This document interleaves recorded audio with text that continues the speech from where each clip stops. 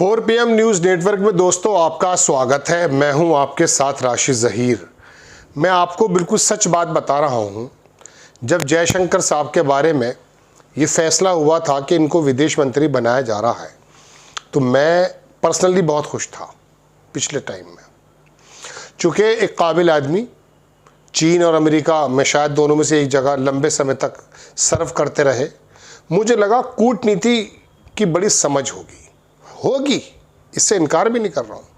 लेकिन इन दिनों भारतीय विदेश नीति, कूटनीति, जियोपॉलिटिक्स के मद्देनज़र भारत जितना पिछड़ा है अपने इतिहास में इतना पहले कभी नहीं पिछड़ा था।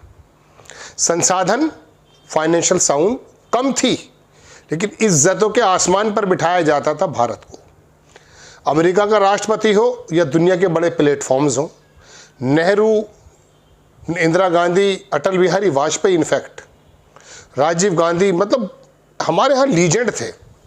और अब क्या हो रहा है? हालात इतने ख़राब हैं कि लाइन में लगना पड़ रहा है एक शपथ समारोह के निमंत्रण को हासिल करने में। नहीं बुलाया जाता। G7 लास्ट टाइम में बुलाता है, वहाँ भी हालात दूसरे होने जा रहे हैं। लेकिन SCO, शंघाई ऑपरेशन, इसमें 10 मुल्क हैं और चीन ने तमाम लोगों को इंस्पायर कर रखा है। इस बार उसकी ही इसके अंदर सदस्य बनाया उसी का है, लेकिन इस समय वो चेयर कर रहा है। भारत ने वहाँ पर एक ऐसे प्लेटफॉर्म से पीछे हटने की कोशिश की कि पता चला कि कूटनीति में फेल हो गए। अभी UNO में भी परसों की बात है, गालिबन 2 दिन पुरानी, वहाँ जब सीज फायर की बात आई तब भी भारत एब्सटेन कर गया। फिर ये सोचा जाता है दोस्तों कि आखिरकार हमारी कूटनीति कहाँ जा रही है। मैं आपको दोनों ही खबरें बता रहा हूँ। और थोड़ा सा मैं अर्मीनिया, अजरबैजान के अंदर जब अर्मीनिया का पक्ष लिया था भारत ने, और उसका नुकसान हमें चाहे कैसे भी हो पहुँचा है इंडिया पाकिस्तान के कॉन्फ्लिक्ट में, वो भी बताऊँगा। आप देखें दोस्तों, आपकी स्क्रीन पर खबर है। सबसे पहले मैं आपको जो चाइना का जो वो है शंघाई ऑपरेशन, उसकी खबर जो दिखाता हूँ दोस्तों। देखिए आपकी स्क्रीन पर खबर है दोस्तों कि इजराइल ईरान संघर्ष पर SCO के बयान से भारत ने किया किनारा। जो इजराइल ईरान का कॉन्फ्लिक्ट चल रहा है, जंग चल रही है, शंघाई सहयोग संगठन ने सैन्य हमले की निंदा की है।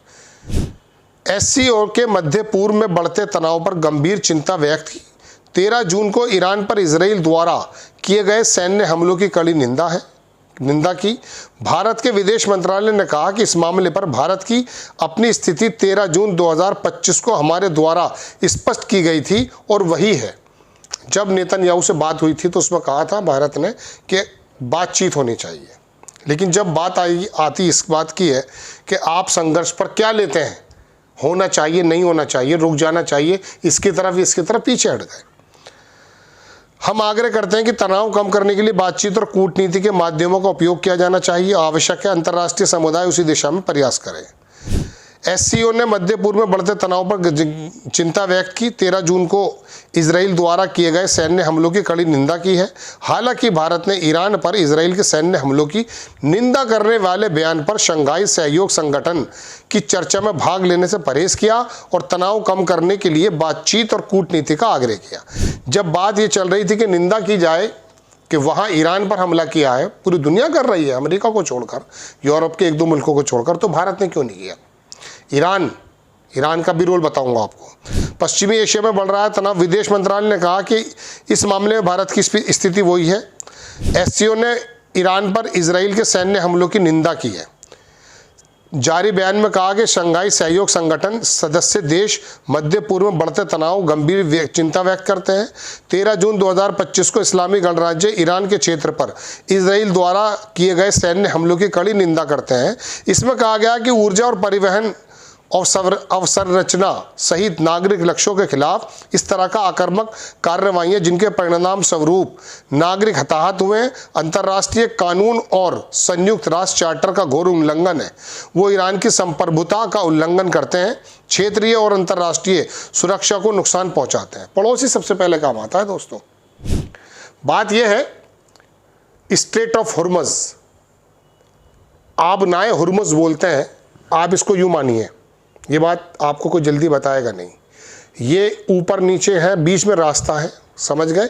इसको कहते हैं स्ट्रेट ऑफ हुरमुज़, जहाँ से तमाम ईरान की उससे निकल करके तेल और तमाम चीज़ें गुजरती हैं। इसी को बंद करने की बात की जा रही, पूरी दुनिया इससे इफ़ेक्ट होने वाली है। चलिए खैर, वो बंद होगी या नहीं होगी, हो गई है, वो बात की बात है। हम भी इफ़ेक्ट होने वाले हैं। जो $70 का अभी प्रति बैरल पेट्रोल आ रहा है, वो 75 का हो चुका है, 90-95 तक की बात की जा रही है। हम भी इफ़ेक्ट होने वाले हैं, हमारे यहाँ भी महंगाई बढ़ने वाली है। बात यह है दोस्तों, ये जो स्ट्रेट ऑफ हुरमुज़ है जिसकी बात मैं कर रहा हूँ, ये जब 30 मीटर चौड़ी रह जाती है तो ये पैसे बढ़ जाते हैं इसमें, इसके बीमे बढ़ जाते हैं, वो लंबी बात है। अब मैं आपको, यहाँ तो उसने किनारा किया है भारत ने, अब मैं दूसरी खबर सुनाता हूँ यूएनओ की। जब गज़ा के बारे में, गज़ा से तो कोई लड़ाई नहीं थी, हमास ने, फ़लस्तीन ने जीवन में कभी भारत पर तो हमला किया नहीं है। और दूसरी बात, हमारे ताल्लुकात तो बहुत शानदार रहे हैं यासर अराफात के टाइम। वायर की रिपोर्ट देखिए दोस्तों, इसमें लिखता है कि UNGA जो यूनाइटेड उसकी जो असेंबली थी, उसमें जब बात आई तो भारत ने क्या काम किया, उसको गाज़ा में युद्ध प्राण वो हो गया, लेकिन भारत रहा दूर। ये खुल नहीं रहा है वायर का, तो मैंने जागरण का खोल दिया है। गाज़ा में युद्ध विराम का प्रस्ताव यूएन में बहुमत से पारित, मतदान से दूर रहा भारत। 193 में से 145-50 के करीब देशों ने समर्थन किया कि इजराइल और फ़लस्तीन यानी कि गाज़ा के अंदर फुल सीज़ फायर हो जाए, ह्यूमैनिटेरियन एड चली जाए। ऐसे में हमारा क्या रोल होना चाहिए था, लेकिन वहाँ से दूर हो गए हम। गाज़ा में अखबार लिखता है दोस्तों, मैं दिखाता हूँ आपको, कि गाज़ा में तत्काल बिना शर्त और स्थायी युद्ध विराम की मांग करने वाले प्रस्ताव पर संयुक्त राष्ट्र महासभा में मतदान से भारत ने परहेज किया। 193 सदस्यीय यूएन महासभा में ने स्पेन द्वारा पेश किए प्रस्ताव को बहुमत से पारित किया। 149 मत मिले पक्ष में। इन पक्षों से बिना शर्त स्थायी युद्ध विराम में तो कोई दिक्कत नहीं थी, सम्मान करने की मांग की गई। प्रस्ताव में हमास द्वारा बंधक बनाए गए सभी व्यक्तियों की तत्काल गरिमापूर्ण बिना शर्त रिहाई भी मांग की गई। उन हॉस्टेजेस को भी छोड़ने के लिए कहा गया जिसको हमास ने बना रखा था। 19 देशों में शामिल था भारत, 19 देशों में शामिल था जो मतदान से दूर रहे। 12 देशों ने प्रस्ताव के खिलाफ वोट दिया। भारत के स्थायी प्रतिनिधि पी हरीश ने कहा कि भारत गहराते मानवीय संकट से चिंतित है, नागरिकों की जान के नुकसान की निंदा करता है। तो फिर शामिल क्यों नहीं होता भाई, फिर शामिल क्यों नहीं होते? जब भारतीय मानवीय प्रॉब्लम्स हैं, मत देखने दे, बच्चे मारे जा रहे हैं और महिलाएं मारी जा रही हैं, दिखाई नहीं दे रहा है भारत को। यूएन के अंदर आप हट जाते हैं, शंघाई ऑपरेशंस आप हट जाते हैं, फिर आप कैसे कह रहे हैं कि बुद्ध का देश है? फिर तो आप इसका मतलब नेतन्याहू को, इसराइल को सपोर्ट कर रहे हैं। ये दोनों खबरें दोस्तों मैं आपको ये बताने आया हूं कि भारत की कूटनीति जमींदोज इतनी कभी नहीं हुई है जितनी कि अब देखी जा रही है, और ये मोदी जी के रिजीम में हो रहा है। आपको खबर कैसी लगी अपनी राय कमेंट्स बॉक्स में ज़रूर दीजिए। चैनल को सब्सक्राइब कीजिए, शेयर कीजिए। नेक्स्ट टाइम मैं किसी खबर के साथ हाजिर होता हूँ। जय हिंद।